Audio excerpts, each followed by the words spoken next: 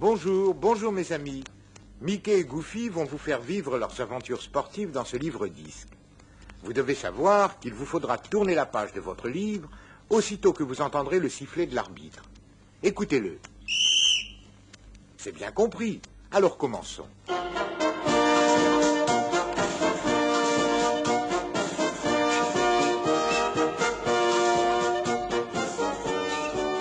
Oui, mes amis, si Goofy est dingo du sport, il y a une explication. Car la passion du sport qui brûle et dévore chaque grand sportif prend racine dans la petite enfance.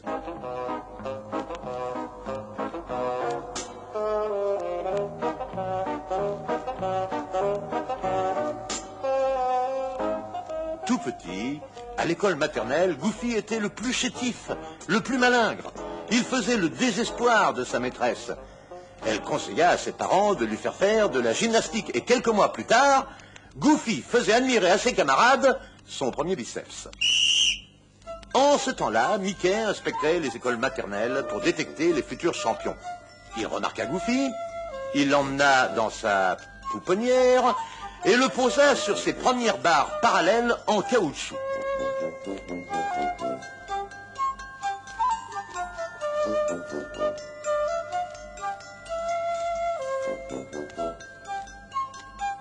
Des années plus tard, Mickey lui offrit la panoplie complète du gymnaste accompli.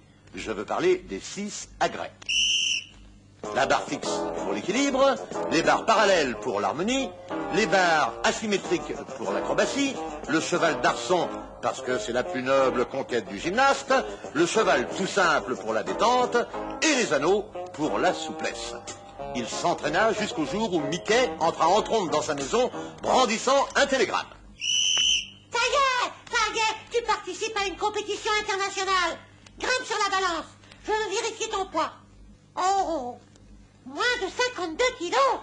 Oh, mais tu vas concourir d'abord dans la catégorie poids mouche. Et après? Et après, tu manges une poule pour devenir poids coq. C'est compris, champion? Oui, et après?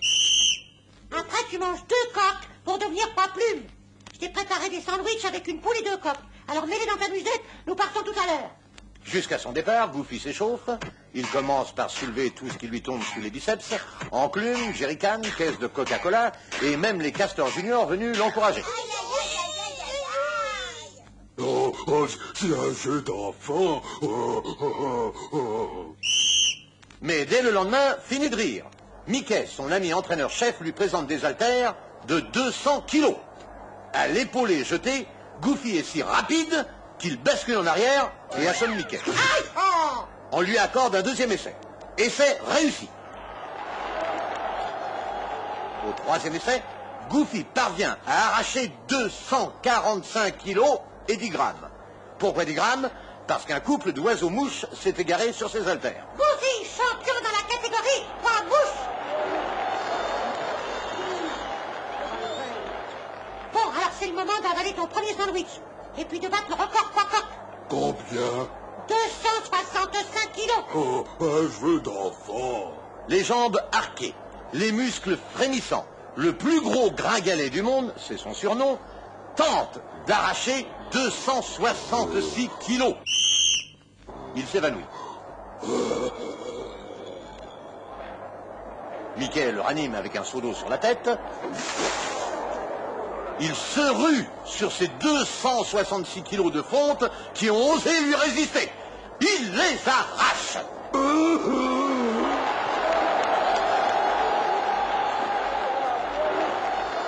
De joie, Goofy engouffre son second sandwich et boit le seau d'eau. À nous deux les plumes. Patron, combien? Le record olympique est de 285 kilos. Un jeu d'enfant. Avec une poule dans l'estomac et 2 coqs dans les biceps, je fais le poids. Vas-y, Goofy. Allez, encore un effort. Allez, vas-y. Ah bah c'est raté. C'est ta faute, Mickey. Un supporter se tait quand l'athlète se concentre. Maudit entraîneur, sors d'ici, hors de ma vue. Oh, tu peux pas faire ça, Goofy. Il l'a pas fait exprès. C'est pas sa faute. Malgré le plaidoyer des castors juniors, Mickey, honteux et confus, est allé se cacher sous l'estrade. Mais quand Goofy réussit à soulever 290 kilos, l'estrade s'effondre. Ah! Pauvre Mickey, ce n'était pas une cachette sûre. Il a gagné! Il a gagné! Il a gagné! Il a sorti une poitrine!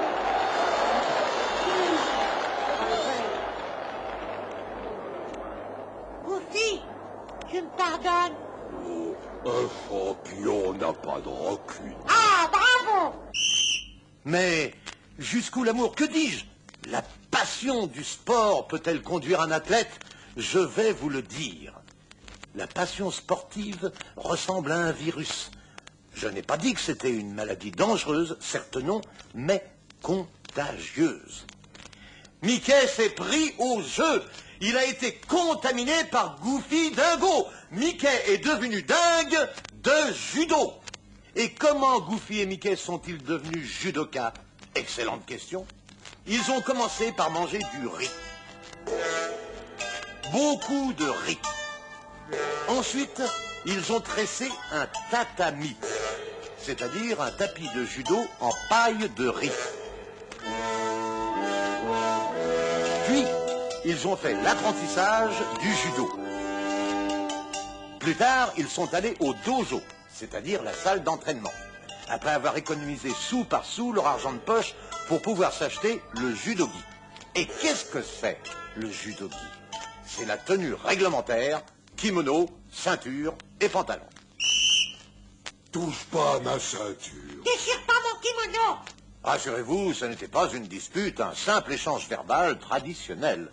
Et tous deux, petit à petit, de courbature en courbature, ont gagné leur premier dan, leur premier kyu. Et qu'est-ce que ça veut dire, dan et kyu? C'est le nom donné aux différents grades en judo qui sont symbolisés par la couleur des ceintures. Blanche, jaune, orange, verte, bleue, marron et noire. Jusqu'au jour où Goofy obtint une ceinture noire. Alors Mickey entra dans une colère rouge. Mais ce serait mal connaître l'âme qui habite chaque judoka. Il se calma.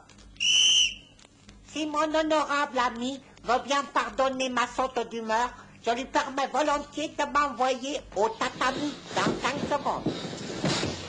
Mon honorable adversaire désire-t-il prendre sa revanche? De match en match, Mickey est aussi devenu ceinture noire.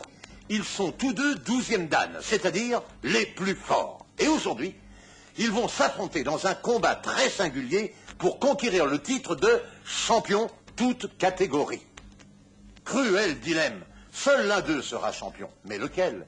Main dans la main, ils se présentent devant le public. Nos deux héros s'échauffent. Rotation de la tête, des hanches, des genoux, traction des bras, assouplissement des muscles. Mon honorable adversaire, voudrait-il avoir l'amabilité de me remettre la tête entre les deux oreilles avant le combat? Oui, merci. Puis-je suggérer à mon honorable adversaire de me dénouer les bras et de quitter mes orteils avant le combat? Merci.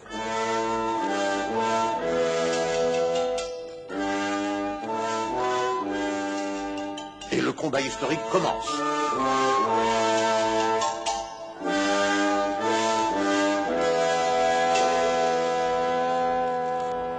Genoux fléchis et bras tendus. Les champions s'observent. Mais seuls leurs regards sont meurtriers. Soudain, Tori Goofy attaque Uke Mickey. Et qu'est-ce que ça veut dire, Tori et Uke? Ce sont les termes de judo qui distinguent l'attaquant Tori et l'attaqué Uke. Bien, je peux continuer? Merci, honorables petits amis.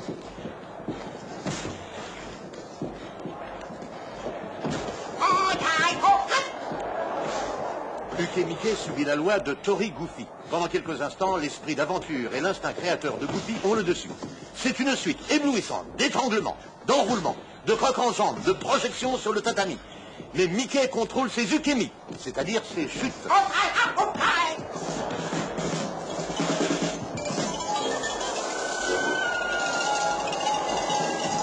Mickey a récupéré son souffle. Tori Mickey attaque Uke Goofy.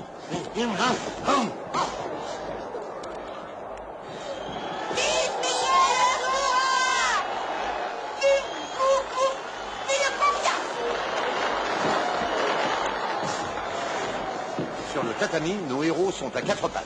Après un double grand fauchage, Goofy le coriace saute sur Mickey, le renverse sur le dos, l'immobilise. Est-ce l'ultime prise de ce match inoubliable? Non! Uke Mickey réussit un splendide renversement de la situation. Les deux judokas s'en mêlent et se démêlent dans de superbes voltiges, mais en frappant le sol de sa paume, Mickey signifie qu'il abandonne. Le match est fini. Aussitôt, nos héros se relèvent.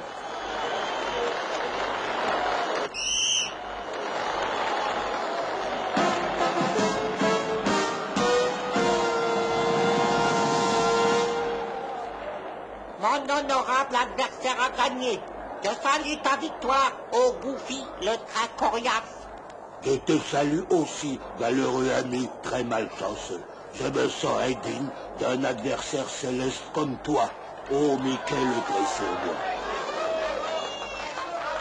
Bon, alors maintenant, direction si nous sommes entiers. Combien de mains? 2, Combien de bras? 2, Combien de jambes? 2, Combien de pieds? 2. Patron, le compte disait... Le compte est bon.